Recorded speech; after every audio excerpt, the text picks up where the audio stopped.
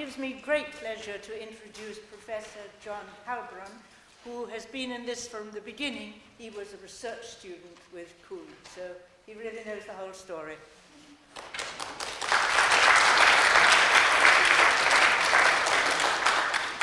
Actually, I don't know the whole story.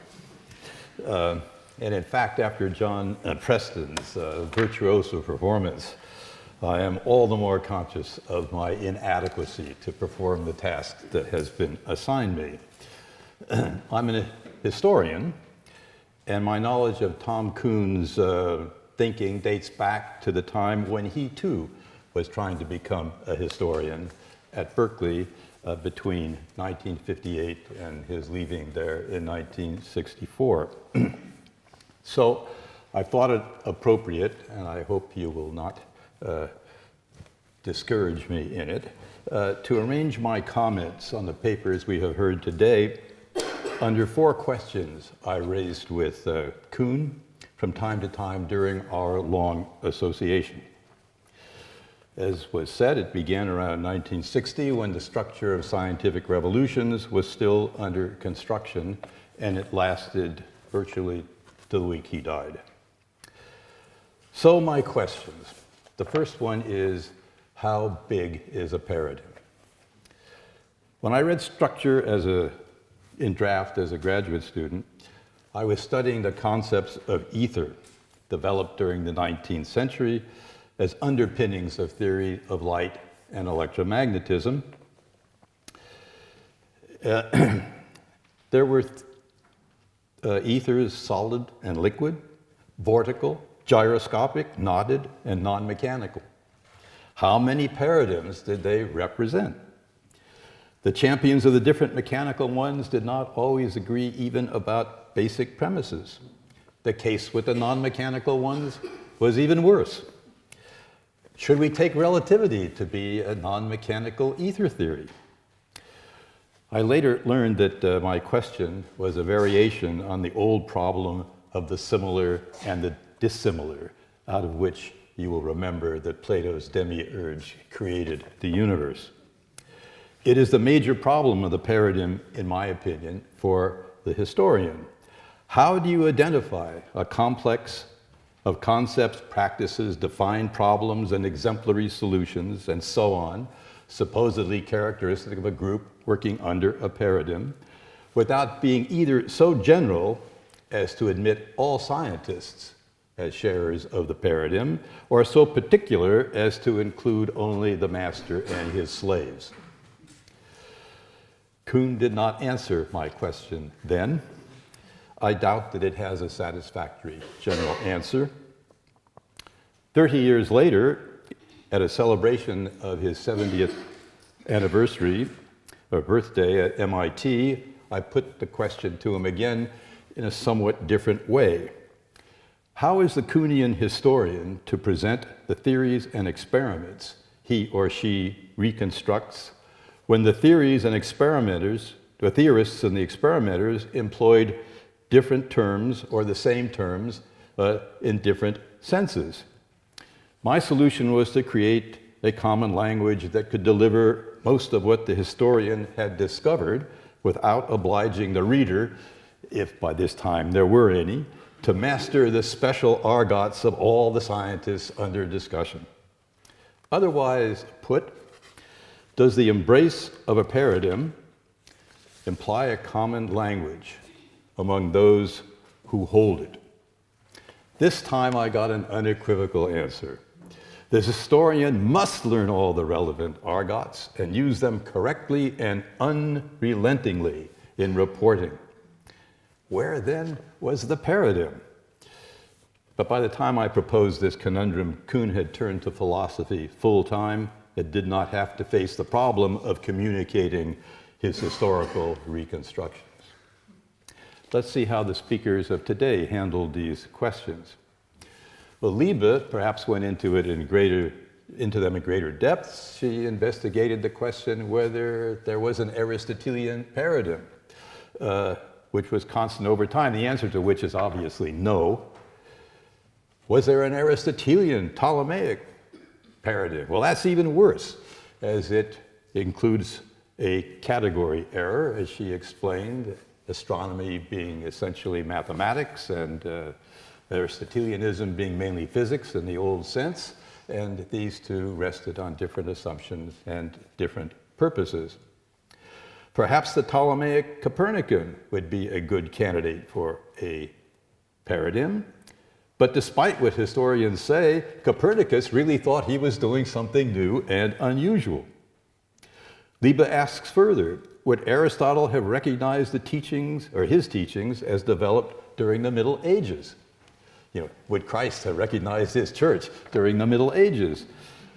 Probably the scholastics operated more successfully in their particular form of normal science than did Aristotle's school operate under his.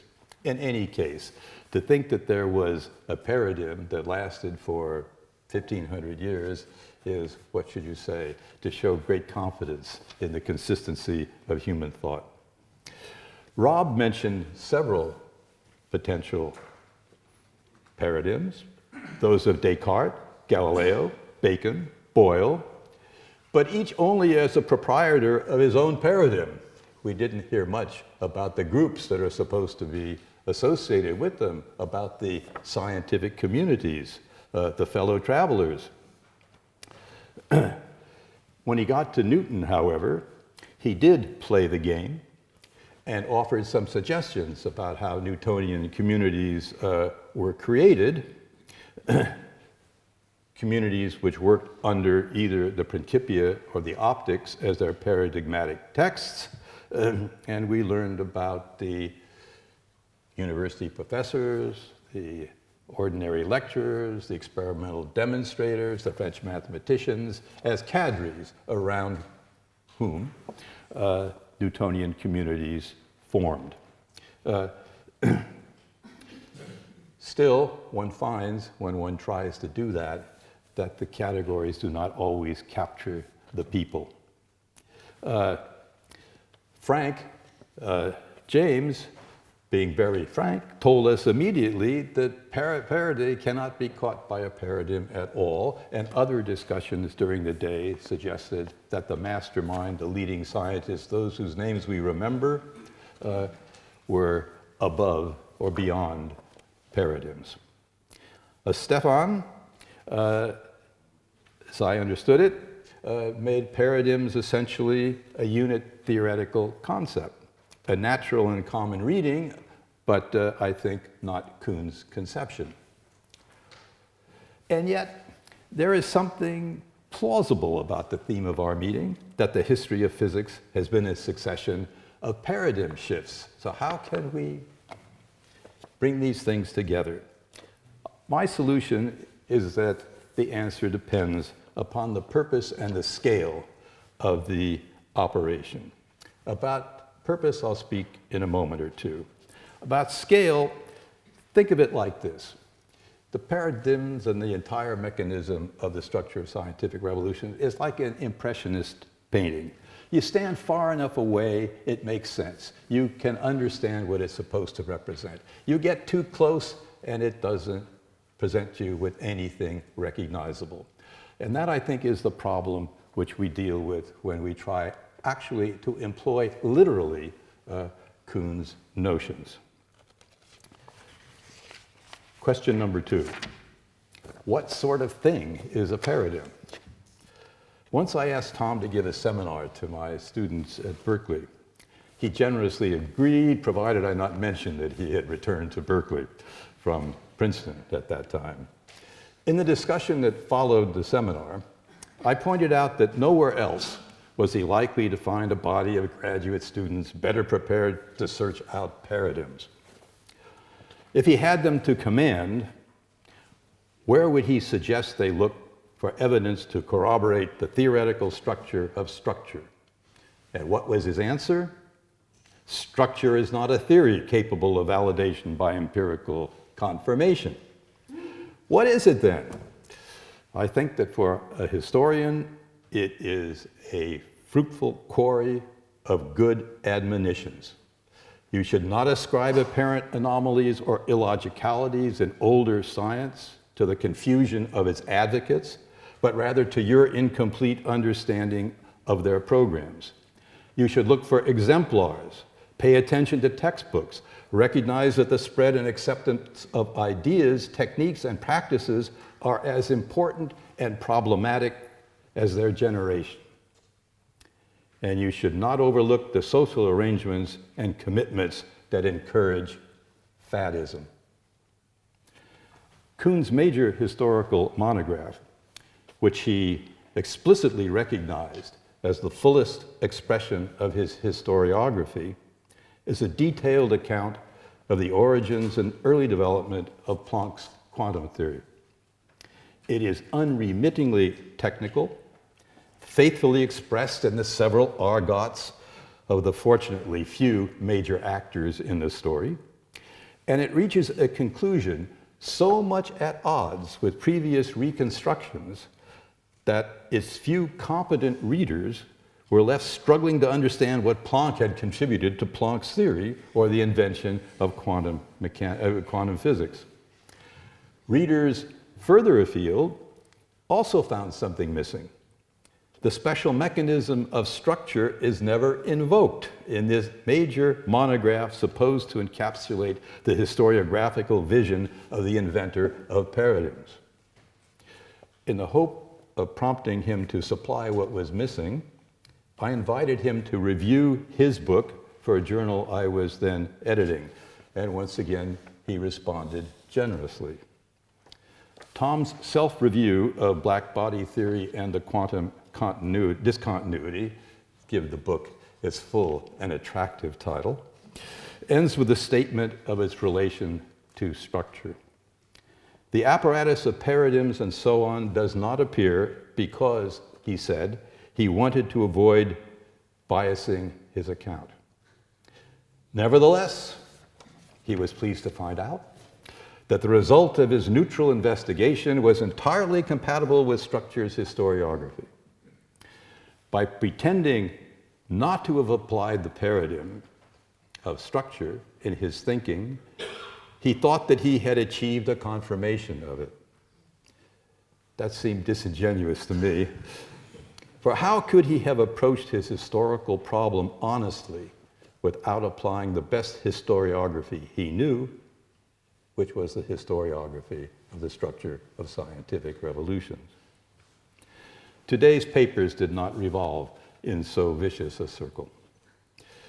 In this connection, I was struck by Liebe's remark that revolutions and paradigms are constructed retrospectively. That's correct. They are historiographical categories. Thus, she suggests that the Aristotelian Ptolemaic paradigm was invented in the Middle Ages. Actually, I think she's a little bit early. I think it was invented by Galileo. And thus, like Kuhn discovering an instantiation of his historiography in black body radiation, historians of science find the Aristotelian Ptolemaic paradigm in the nonsense spoken by Galileo's Simplicio. The question of the language of paradigms also came up, but only briefly in our discussions, in connection with the practice of early modern writers to father their new ideas on old sages. Thus, Copernicus and Philaeus, and indeed even writers like Sophocles, that is, Copernicus invokes Sophocles. We need not regard these references as records of dependence. Rather, they were often merely rhetorical ways of clothing the new with the authority and the pedigree of the old. Frank James mentioned the imbalance of the corroborating examples Kuhn offered in structure. In particular, he said there are too many references to theories of static electricity. Well, I must confess that this was perhaps more my fault than Kuhn's. He was good enough to ask me to suggest a few historical examples, and unfortunately, being new to the field, I didn't know anything but static electricity. In fact, at that time, I was an extremely good electrician of about the era 1750. Question 3.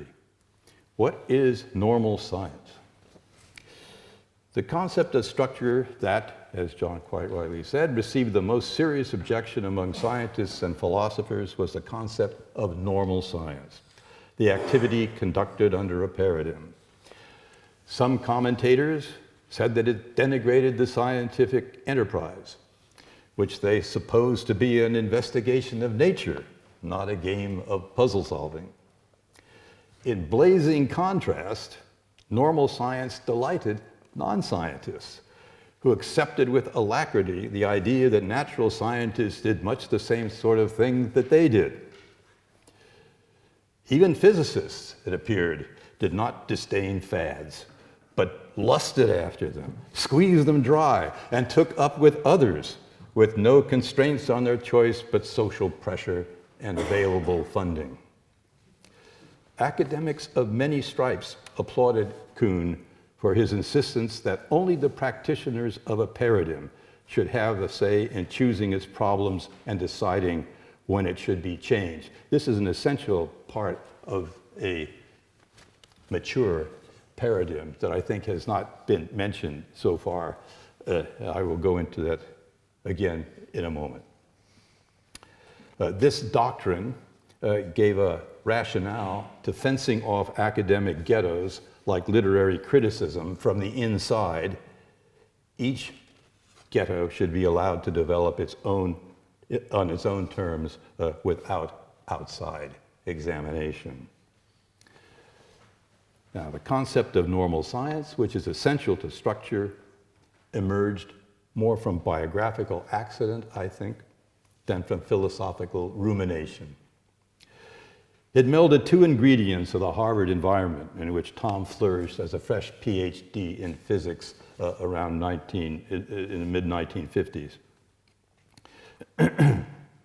He was then a lecturer at Harvard on the strategy and tactics of science to undergraduates, to Harvard undergraduates, who, as the future leaders of the United States and indeed of mankind, had a need to know what it took to support the scientific enterprise. His main contribution to this course became his book, The Copernican Revolution, the historical development that gave structure its structure. The technique of Ptolemaic astronomy could plausibly illustrate a paradigm, and without looking too deeply into it, that is, by treating the subject at the level of an undergraduate course, primarily for non-scientists, the paradigm could be read as essentially constant from Ptolemy to Copernicus. The second ingredient from the Harvard environment concerned the method for funding science after World War II.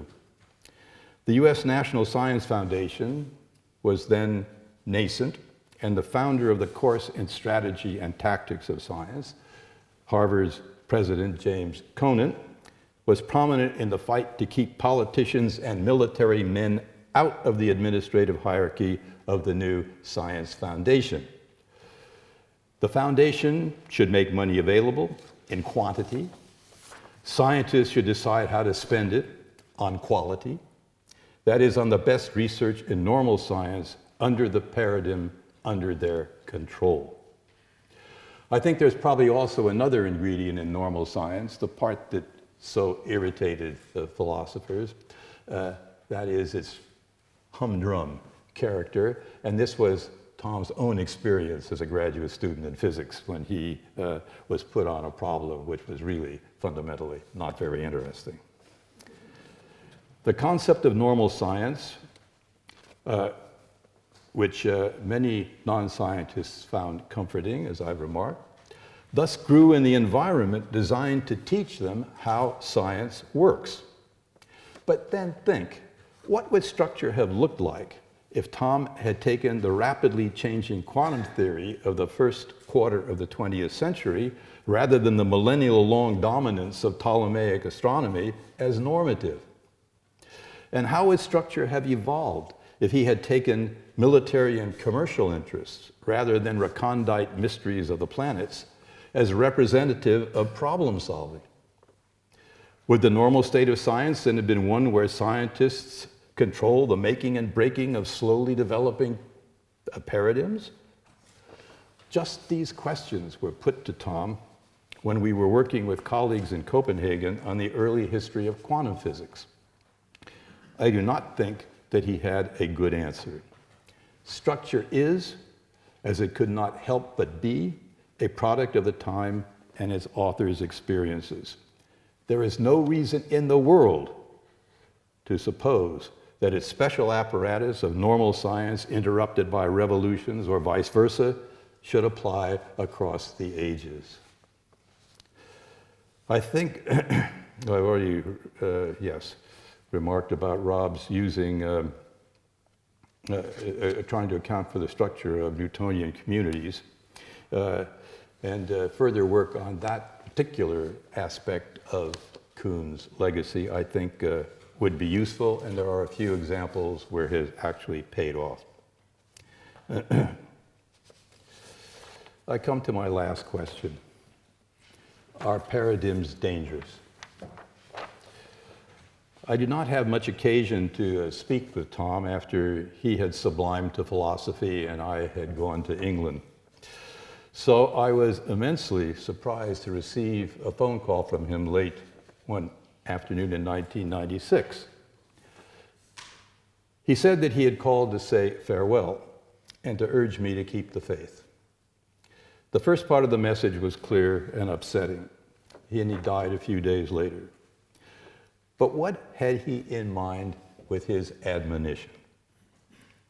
I think that he meant keeping science the focus of the history of science and countering the application of structure to the social construction of knowledge.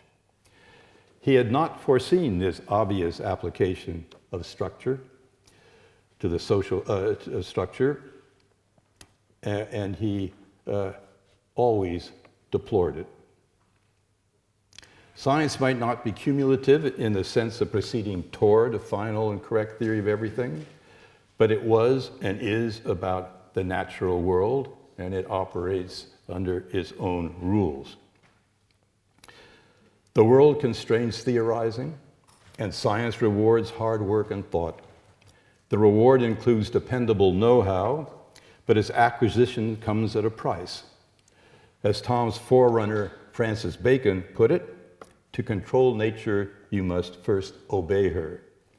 Fuzzy thinking, easy solutions, posturing, empty generalizations, all are punished. Structure is not for children. Tom wrote it to disabuse logical positivists of their errors for ignoring historical cases, not to encourage the uninstructed to downgrade science to their level. It's important to recall that structure was only an essay when written. Its success amazed Kuhn. Far too much emphasis, in my opinion, has been placed on its particular words and arguments. You'll have some appreciation of this relentless analysis from John's clear presentation of it. Historians of science keep faith with Kuhn by taking from structure what hints it may offer to enrich their work, without taking it to be a theory applicable in all times and places, and by blocking the view too easily drawn from it that natural science is a game whose content and rules are chosen freely by the players within the constraints of the social system in which they operate. In their attempts to come to grips with the demiurgic problem of the similar and the different under the inspiration of the paradigm and the challenge of this conference, our speakers, I think, have kept the faith. Thanks for listening to me.